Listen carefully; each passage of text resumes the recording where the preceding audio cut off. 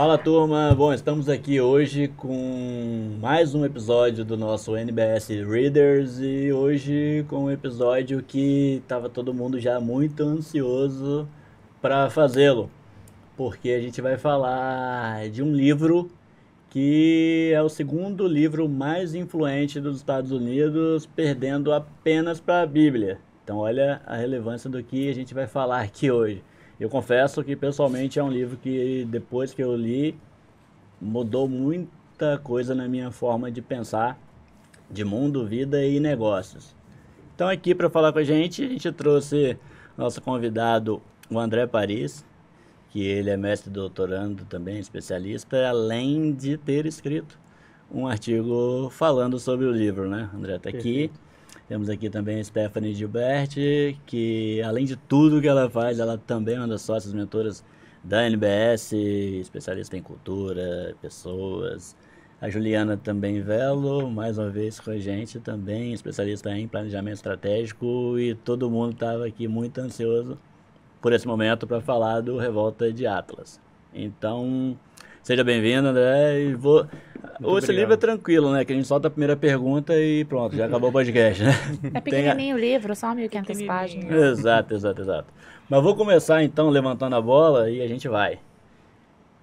O que me motivou a Ayn Rand a escrever o Revolta de Atlas e contexto histórico da obra. Vamos fazer isso para a galera que está assistindo que não leu ainda para entender um pouco. Perfeito. Bom, primeiramente, obrigado pelo convite. É um prazer estar aqui com vocês, debatendo sobre esse livro. Como você falou, influencia até hoje, né, tantas pessoas. Foi escrito em 1957. Esse livro é um dos 2 livros mais famosos dela. Então, ele surge quase que cerca de 2 décadas depois do primeiro livro, que é um dos mais influentes dela também, que é o A Nascente. E assim como A Nascente, a Revolta de Atlas, ele tem um estilo de um romance filosófico. Então, apesar de ser do estilo de uma obra de um romance, mas, ao mesmo tempo, nos personagens, no enredo, ela coloca ali seus traços filosóficos, e não foi por acaso.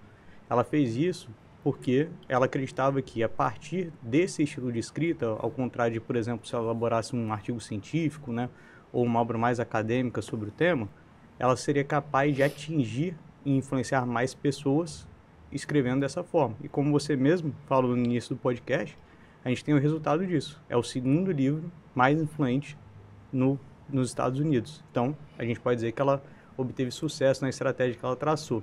O André, desculpa se eu interromper, ele perde só para a Bíblia, né? Então a gente vai falar. Exato. E ela demorou 12 anos para escrever, né, o Revolta de Atlas, né? Fala um pouquinho também da Ayn Rand aí pra gente, para contextualizar. A gente tá falando de ela tem que falar dessa figura, né, tão importante. Sem dúvida. Bom, ela é uma autora, né, que ela tem origens na Rússia, então ela viu o início do regime soviético, né, toda essa alteração na terra natal dela. Ela viu ali todos os horrores do regime soviético, ainda mais, né, nesse início em que a gente pode presumir que a violência ali era talvez ainda mais do que em outros períodos ali do regime, e ela foi fugida para os Estados Unidos.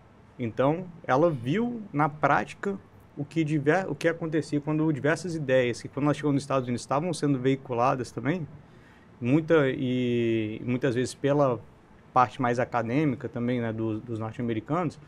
Ela via que aquela teoria, que era muitas vezes difundida, ela viu na prática como é que ela era a execução de fato dessa teoria. Então, todas aquelas boas ideias, as boas intenções, quais as ações advinham dali. Então, ela se sentia, eu imagino, que até numa obrigação de passar toda essa experiência que ela teve, né, que fez ela fugir, né, da nação onde é que ela nasceu. Certamente não era a primeira opção dela, não costuma ser a primeira opção de ninguém ter que ir para outro país para viver a sua vida lá, né? Normalmente a nossa primeira opção é estar lá onde é que a gente nasceu, onde é que a gente tem as nossas memórias ali de infância, né, com as pessoas que a gente conhece. É um desafio você ir para outro lugar, mas em determinadas situações, momentos históricos, localidades, as pessoas, elas praticamente são obrigadas a sair e buscar um local que tem mais alinhamento com os valores dela. E foi isso que ela fez. E ela buscou pegar esses valores e, a partir da conceituação da filosofia objetivista, que é a filosofia que ela tenta incutir nesse romance filosófico a partir das características dos personagens que fazem parte dessa obra, compartilhar esse alerta e difundir ideias que eram contrárias a essas ideias socialistas que ela via sendo vinculadas de uma forma talvez até ingênua, né, naquela época. A capacidade de informação, né, a gente não tinha visto ainda todos os fracassos que originaram, né, do regime soviético, todas as violações que foram realizadas ali, né, a partir dos campos de concentração de fato, né, os gulags, a partir do Holodomor, que foi a grande fome na Ucrânia, em que pessoas foram programaticamente, né, feitas com que elas morressem de fome a partir de uma falha de planejamento, e para alguns foi até não só uma falha de planejamento, mas também foi programado que a escassez de alimentos para que parte da população da Ucrânia pudesse ser dizimada. Então... Não, só estava aguardando aqui minha pergunta, esperando você concluir o raciocínio. Você falou um pouco sobre ela colocar nos personagens, né, as características, essa coisa toda que ela quer mostrar. E eu já ouvi falar também que ela se projeta um pouco na Dagny, né? Você concorda com isso? Eu acredito que tem algumas características ali que são de fato similares, né? Então, essa determinação que a Dagny tem, né, nunca tive oportunidade, né, de quando ela era viva, de ter conhecido ela, né, então o que a gente vê mais são vídeos, então, dela dando entrevistas, né, mas ela no íntimo dela não cheguei a conhecer, mas dá para ver que nessas entrevistas ela tem uma determinação como aquela que ela retrata na Dagny.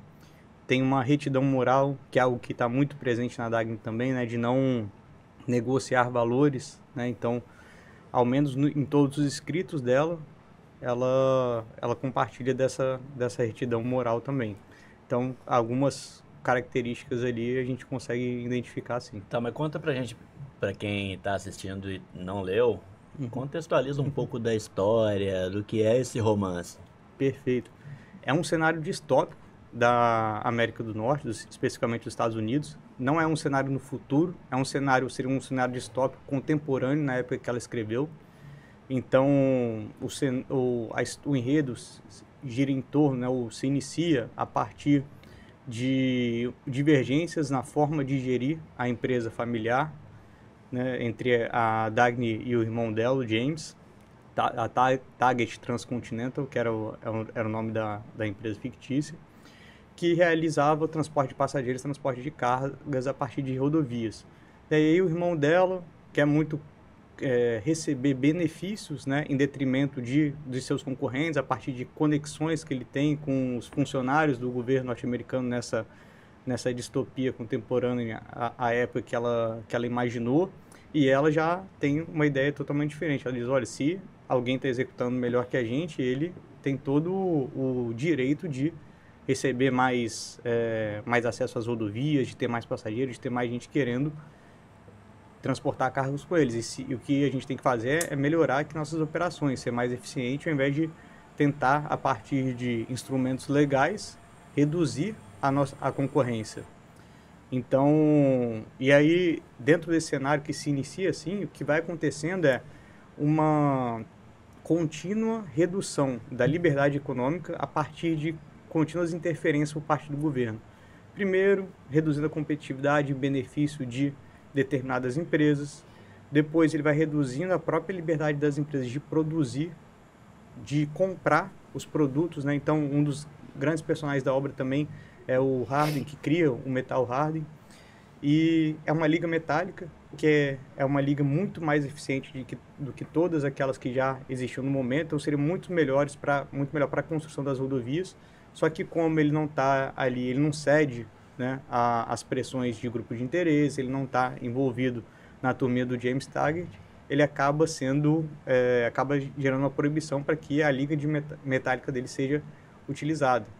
Então, aí tem uma proibição também do que a empresa pode adquirir, não, quais produtos vão poder ser comercializados, até proibições relacionadas a se você pode contratar, se você pode demitir pessoas. E aí você chega no momento que a gente tem um movimento, né, que é puxado por um dos personagens mais enigmáticos, que se revela mais pro final, né, desse livro de mais de milhares de páginas, que é o John Galt, mas o nome dele já aparece já desde o início. E aí, não sei se eu já dou um spoiler agora. Vamos deixar o John Galt para o final ou para a parte 2. Eu queria puxar um pensamento aqui, que acho que vocês vão concordar comigo para a gente discutir. Por mais que, em alguns aspectos, o livro traz um pouco do extremo, até mesmo por conta da experiência dela da questão soviética, muitas das coisas que acontecem, dessas intervenções do governo e etc., a gente vê até hoje em dia, né? Então, pelo menos eu, enquanto lia o livro, percebia, né, algumas interferências que o governo fazia na empresa, me dava aquela aflição de perceber o resultado que isso ia gerar, tanto no livro quanto na nossa vida real, e quanto que a gente perde com tudo isso, né? Enfim, queria colocar na mesa para a gente bater um papo sobre essa questão. É muito atual da vida ainda, real. Né? Sem dúvida, a gente enxerga diversas intervenções, né, que o governo faz dentro da nossa autonomia individual e da nossa liberdade econômica também, enquanto dono de negócio. E muitas vezes, né, na verdade, a maioria das vezes, a justificativa por trás é sempre uma justificativa tida como nobre, né, que é um ponto que ela trata bastante também nas obras dela, tanto lá quanto na A Nascente, né? Se a gente fizer um paralelo, talvez o personagem que mais retratou bem isso foi Ellsworth Turrey, né? Lá na Nascente, né? Não na Revolta de Atlas, nessa ideia de manipulação de indivíduos com uma capacidade de se ater aos seus valores, né, limitada, através de justificativas honrosas, justificativas, né, bonitas, para que, na verdade, ele obtesse o que ele queria, que era que os seus interesses pessoais ali fossem, a sua ideia de mundo se prevalecesse, que ele pudesse ser como ele gostaria de ser, não um parasita, né? Ali começava a guerra das narrativas, né? Sem dúvida. Já eu acho que as guerras das narrativas, ela foi se aperfeiçoando tecnologicamente, né? Mas ela acaba que ela já é secular. Exato. Então, esse ponto é bem interessante também. E aí a gente vendo o engraçado é que a gente tem exemplos, né? Já histórias, parece que a gente esquece das coisas que aconteceram, né? Ou, não sei, as novas gerações talvez não tenham tanta curiosidade de verificar, né? Porque coisas que estavam mais recentes hoje, dependendo da geração, já está se tornando um pouco mais um passado mais distante para eles, né? Mas, ao mesmo tempo, a gente tem alguns exemplos no Oriente do que acontece, né? Quando o nível de intervencionismo ele vai escalando. E aí a gente tem que ter em mente que a intervenção, ela não dá um passo para trás naturalmente, né? A tendência de políticas intervencionistas é sempre aumentar o ciclo de intervenção. Então, ela vai se eu vim até aqui, o que vai acontecer? Quantas das pessoas vão reclamar? Quanto elas vão batalhar pela liberdade que eu estou tirando? Eu vim até aqui e eu até fui aplaudido, né? A maioria da população até me aplaudiu, ninguém nem reclamou. Então, deixa eu aumentar um pouco essa esfera do quanto eu intervenho, né? E sempre normalmente a justificativa é uma segurança, uma proteção, é para que você não invista errado, é para que você garanta sua aposentadoria no futuro, aí depois, né, a gente vê o que acontece. Não existe o almoço grátis, né? Sem dúvida. Não, e a gente vê, por exemplo, na história até do metal, né, que foi desenvolvido e tudo mais.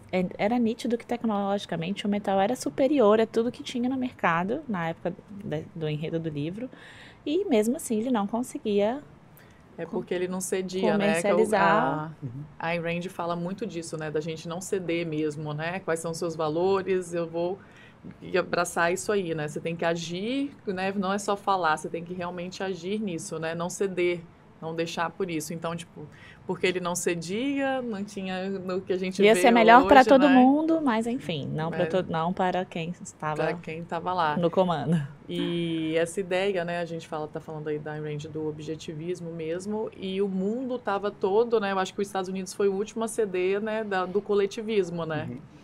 Então é isso, a memória curta muitas vezes, ou a geração realmente está ficando por mais tempo lá dessa história, mas a gente tem recente aí o que está acontecendo, né. E hoje, se a gente for for parar para pensar, né, no cenário norte-americano atual, né, hoje a pessoa que é vista como uma alternativa, né, a práticas intervencionistas, ele está realizando práticas intervencionistas, né, políticas tarifárias, fazendo restrição de fluxo de pessoas, ameaçando intervir em empresas se a empresa não seguir as diretrizes que ele acha que devem ser seguidas. Então, a gente está num momento, de fato, bem preocupante. Aí, a nível global, quando a gente tem a nação que era, dentro do Ocidente, né, aquele expoente, né, a bússola da liberdade, ela cedendo a pressões coletivistas, a práticas coletivistas. Então, é uma questão bem preocupante. Sobre o Metal Harding, né, ele até chega num momento do livro em que ele consegue começar a ter compradores, a própria Dagny compra dele, né? Ele consegue começar a escoar a produção, e aí quando o governo vê que ele não consegue, a partir de uma forma menos intervencionista, conter as forças de mercado, ele vai lá e proíbe a comercialização. Ele assume o controle. Ele põe um administrador lá dentro? Põe né? um administrador lá. E o Harding é um dos meus personagens favoritos do livro, né? Muita gente é muito fã de John Galt, mas o Harding, eu gosto bastante dele, porque eu acho que eu me identifico um pouco nele de a batalha que ele vai até o fim, né? Ele vai ali até o fim, Ele é o empreendedor mesmo firme. Por um tempo fica confuso, né? Se ele é o John Galt também, né? Na verdade, ao longo do livro, você acha que todo mundo é o John Galt. Você acha que é ele, você acha que é o Francisco. Você acha que é o Francisco é um outro personagem que você mencionou, aproveitar e falar dele, que é uma das passagens do livro que é a mais interessante de todas, né? Que é o discurso do dinheiro, em que ele demonstra, né, que o dinheiro não é só um mero meio de troca, né? O dinheiro foi a forma que a gente identificou para poder recompensar o indivíduo pelo exercício da razão. Então, quando você está se apropriando do dinheiro de um indivíduo de forma direta, através de impostos, por exemplo, ou de forma indireta, através de políticas inflacionárias, o que você está fazendo você não está simplesmente, né, como se fosse simples, se apropriando de um mero meio de troca, mas você está se apropriando do resultado do exercício da razão de um indivíduo. E todo o livro ele vai girar em torno das consequências do que acontece quando o Estado começa a se apropriar do resultado do exercício da razão do indivíduo, que é desincentivos, são indivíduos que perdem o incentivo para poder exercitar a sua razão. A gente se torna uma sociedade completamente medíocre, em que a gente não é capaz mais de manter a capacidade produtiva que é necessária para que a gente possa ter desenvolvimento na sociedade. E em umas situações mais extremas, a gente pode ter movimentos iniciados por John Galt. Eu ia fazer essa pergunta aqui. Qual a principal crítica que o livro faz à sociedade? Acredito que a principal crítica que ele faça seria a soma, né, do ideário coletivista e intervencionista. Então, essa ideia de que, ao invés de você realizar trocas pelo meio de forma livre, por meio de uso da razão, ou seja, eu troco com você, né, ou seja, eu comercializo com você, porque eu vejo valor no seu serviço, eu vejo valor no seu produto. E aí eu vou te propor um preço e você pode aceitar ele ou não. Ou você pode procurar outra pessoa que você acha que possa valorizar mais o seu serviço ou o seu produto. No ideário coletivista, ou é a força, como a Ayn Rand coloca, ou são as lágrimas. As lágrimas são: eu preciso muito disso mais do que você. Eu preciso disso mais que você, então você tem que me dar. E a força é, coercitivamente, eu vou me apropriar de parte da riqueza que você produziu. Bacana. Tem uns conceitos aqui que eu anotei, que o livro traz dentro desse objetivismo, que eu achei interessante, que é o egoísmo racional. É legal a gente falar um pouco do objetivismo também, né? Só para citar aqui, depois a gente coloca no contexto. Egoísmo racional, busca pela felicidade, ética, produção e inovação, de acordo com a ótica do objetivismo. Que ela traz esses conceitos dentro do livro, assim. Então, é um pouco que você falou, e se a gente quisesse aprofundar um pouco mais nessa questão do objetivismo, né? Fala um pouquinho pra gente do objetivismo, então. Perfeito. Bom, o objetivismo é uma filosofia que está muito centrada no uso da razão, né? A Ayn Rand acreditava muito na capacidade humana de produzir, de criar, de exercer o primor da humanidade através do uso da razão. E eu nem acho que ela não chegou a enfrentar tanto essa questão, até porque pesquisas foram desenvolvidas posteriormente, né, mais relacionadas à economia comportamental. Então, hoje a gente sabe que a gente nem sempre está, em qualquer processo de tomada de decisão, a gente consegue utilizar 100% da nossa capacidade racional. Algumas decisões nossas são tomadas de formas intuitivas e automáticas, outras são mais reflexivas e racionais. Então, para a gente visualizar que isso é bem provavelmente verdadeiro, é só a gente pensar, eu já me arrependi de alguma decisão que eu tomei? Já falei, caramba, não devia ter tomado aquela decisão tão rápido, ou no calor do momento, quando eu fiz aquela determinada ação, eu devia ter pensado melhor, devia ter refletido mais. Com certeza. Só isso já demonstra pra gente que a gente, de fato, tem essas duas formas de pensar. E por que essas pesquisas, elas não são importantes para falar, nós não utilizamos a razão para tomar decisão. Não é para isso que essas pesquisas servem.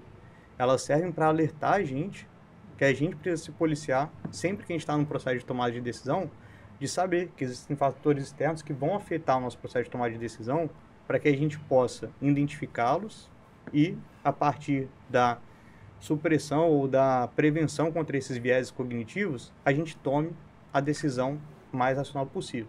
Mas voltando, dentro do objetivismo, ela também está muito centrada na ideia de egoísmo racional, que é diferente da ideia de egoísmo no senso comum, que é de uma forma, de uma definição bem básica, assim, no senso comum seria eu tomar as minhas ações sem me preocupar com os eventuais danos que eu vou gerar para alguém, ou até mesmo sem ter empatia, né, pelas consequências das minhas ações. Não, o egoísmo racional, na perspectiva do objetivismo, é a ideia de que, a partir dos interesses individuais, de que cada um dos indivíduos buscando a sua própria felicidade, como é um dos valores que ela coloca nos seus romances filosóficos também, você mesma mencionou, a gente consegue, de uma forma, atendendo os nossos próprios interesses, buscando a nossa própria felicidade, a gente faz com que os outros também sejam capazes de alcançar seus próprios interesses e buscar a sua própria felicidade. Então, esse egoísmo racional é basicamente essa ideia de que eu buscando minha própria felicidade, atendendo os meus próprios interesses, eu estou sendo coerente, eu estou sendo ético comigo mesmo, estou sendo ético com os demais. Se eu, ela usa essa questão bastante também nas relações amorosas que ela coloca nos livros, tanto a Nascente quanto na Revolta de Atlas, né? Se eu deixo de observar um valor que eu tenho por conta de uma relação amorosa que eu tenho com algum terceiro, eu não estou fazendo jus àquela relação amorosa, na verdade. Eu estou, na verdade, ao não praticar essa ideia do egoísmo racional, eu estou me tornando outra pessoa, que não é aquela pessoa que criou aquela relação inicialmente com esse terceiro. Acaba se tornando incoerente, né? E a palavra coerência me faltou aquela hora para explicar. A gente bate muito nessa tecla, né? Que você tem que ser coerente. E vou falar uma palavra forte, eu ia falar assim, ela odeia o altruísmo, né? Também, né? Que é bem base nesse egoísmo racional e do que está fazendo, né? Exato. Ela fala muito que às vezes a palavra egoísmo tem um cunho negativo, né? Mas ela prefere ela fala altruísmo. da virtude do egoísmo, né? A virtude, exatamente. Exato. Eu acho que esse é um ponto muito importante na obra da Ayn Rand, né? É de não esperar, né? Do coletivo, né? Eu vou ser feliz porque vão me dar, fazer alguma coisa. Essa virtude que ela enxerga e a gente consegue enxergar também, né? Trazendo isso para a prática, eu falo muito isso até em minhas aulas, que empresa não é filantropia, porém, com o resultado da empresa, a gente pode e deve fazer filantropia. E isso fazendo um paralelo com a virtude do egoísmo, eu posso primeiro ser egoísta à medida de que focar primeiro nos meus negócios, no meu resultado, para que sim dê resultado, e desse resultado aí sim posso fazer o altruísmo, E tem praticar o outro altruísmo. aspecto, né? Acho que é bom até deixar mais claro para quem estiver ouvindo e não tiver muito contato com a filosofia do objetivismo e com as obras de Ayn Rand, não tem ideia errada também, né? Porque o que ela diz aqui, né, quando ela diz sobre a questão do altruísmo, né, e ela coloca bastante essa crítica ao altruísmo, mais na nascente até com o Ellsworth Turri, né, com esse personagem, em que ele tem um discurso muito bonito, né, que ele diz que ele quer o bem de todos, tudo tem que ser feito em nome do bem comum, né, só que o bem comum ele acaba sendo muito abstrato, né, e aí o bem comum, no fim das contas, são sempre os interesses dele, né. E aí, vamos pegar um exemplo relacionados à filantropia, né, a doações. Então, pensa, quando você realiza uma doação, quando você realiza uma atividade de filantropia, você, na maioria das vezes, né, quem já realizou, imagino que todos se sentiram bem depois de realizar ela. Então, isso está dentro da ideia dela de concepção de egoísmo racional. Você não está... Só o que ela diz você realiza suas ações não visando o outro diretamente. Na verdade, você quer se sentir bem ao realizar essa atividade de filantropia, você de fato se sente bem. Só que a partir dessas suas... Você quer ter sua empresa, a partir das suas ações individuais, você gera um benefício coletivo, pensando em você mesmo, muito mais do que os discursos altruístas, em que o discurso altruísta demanda a aplicação da força, que ela diz, né? Ou seja, de uma apropriação coercitiva da riqueza que cada um dos indivíduos criou, para que essa riqueza possa ser redistribuída. E além disso, além desse problema moral na perspectiva da justiça retributiva, a gente ainda tem um problema prático, né? Que é a ineficiência na aplicação desses recursos, os desvios que acontecem. Então, não realizar filantropia, pensar só em você, gastar só com você, não é essa a ideia. A ideia inclusive, o liberalismo, né, que tem bastante conexão com a parte das ideias da Ayn Rand, né, e o objetivismo, ele acredita que nós, sem a intervenção estatal, vamos ser capazes de organizar melhor a nossa sociedade e gerir melhor os recursos. Não é não negar recursos, né? Mas eu vou escolher para quem que eu quero ajudar, quem que eu quero doar, para quem que eu quero contribuir. E outra coisa, né?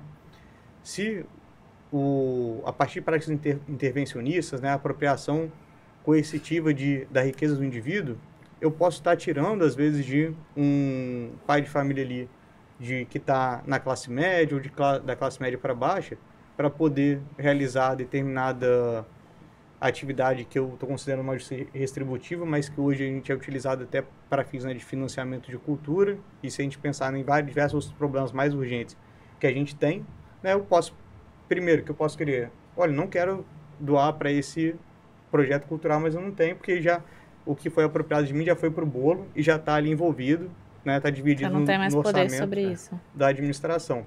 A coisa flui e vai se encaixando, né, se for liberal. Na verdade, o discurso altruísta, ele é um discurso bonito, né? Mas na prática é diferente. É igual o Tem que ser a socialismo, é coerência. bonito também, É mas e lindo, na prática? exato. A Fazendo paralelo com a empresa. Imagina você poder pegar a sua folha de pagamento e dobrar o salário de todo mundo.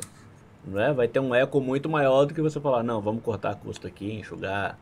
Porém, a vida real é mais dura, né? Você vai sustentar esse emprego dessas pessoas, você dobrou o salário por um ano e vai fechar a empresa no segundo. Exatamente. Então, até onde vai, né? As consequências, né? A eficiência. Exato. E realmente é isso. Se você, no liberalismo, né, você tem essas atitudes. Se você tomar, né, você vai assumir suas consequências e vai fomentar esse desenvolvimento das pessoas, né?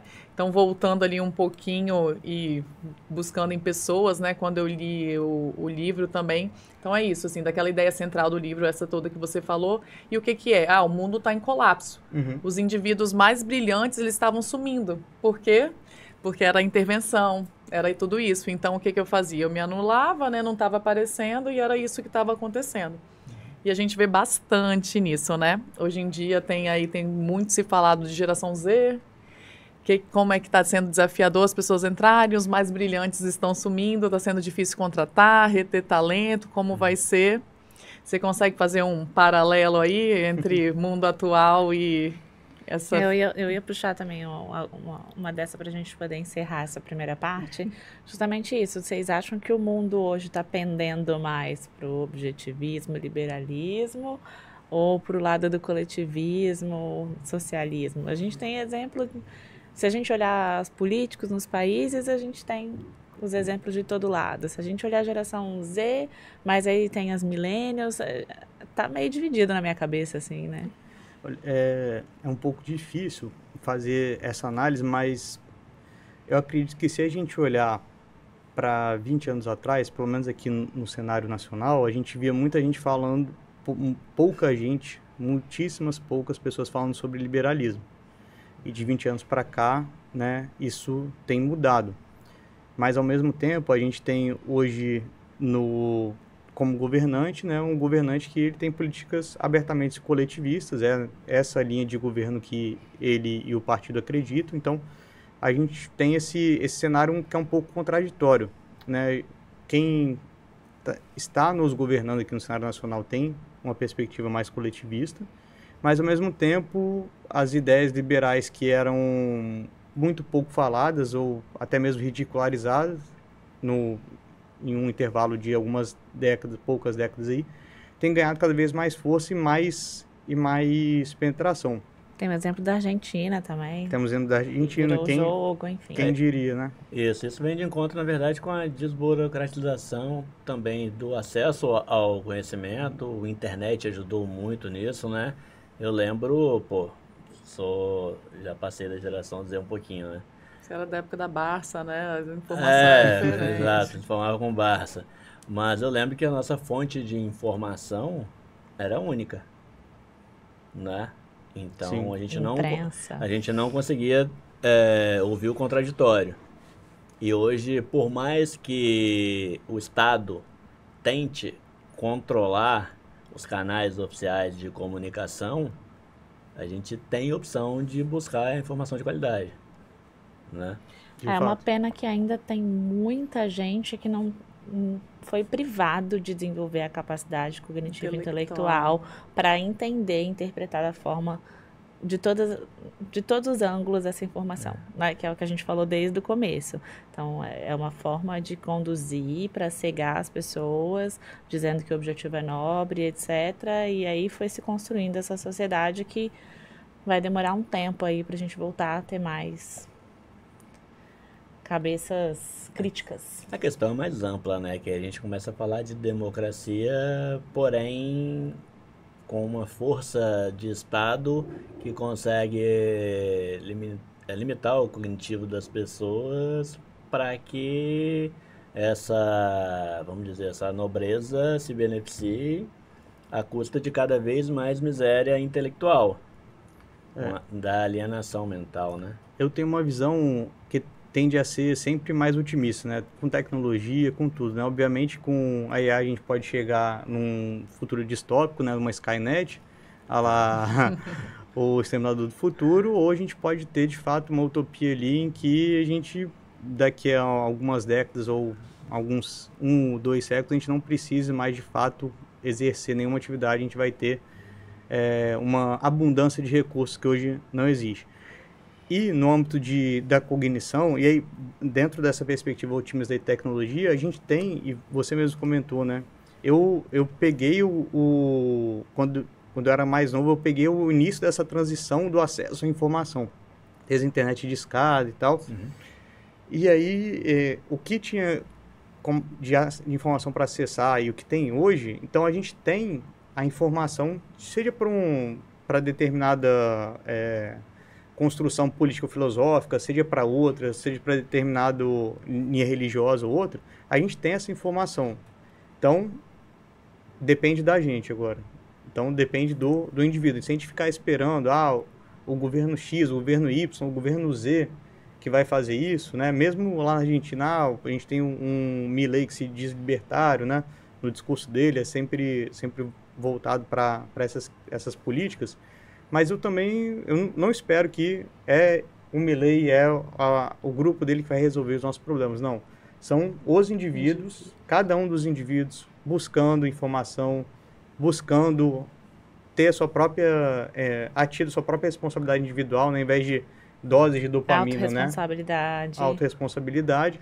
Aí sim, é difícil, é bem difícil. Na verdade, a gente não consegue adentrar na obra de Ayn Rand, na Revolta de Atlas, sem associar os dias atuais e a política. Não tem como falar de Revolta de Atlas sem dar opinião e sem criar polêmica. Sem isso. dúvida. A gente aqui tentou ser brando, as entrelinhas. E eu falava, né, de bastidor, que o episódio Revolta de Atlas, a gente ia abrir a caixa de ferramentas e cada um vai se posicionar e vambora. Mas tem muita ferramenta para abrir aí O ponto parte é dois. que hoje a gente chegou no nosso limite de horário aqui.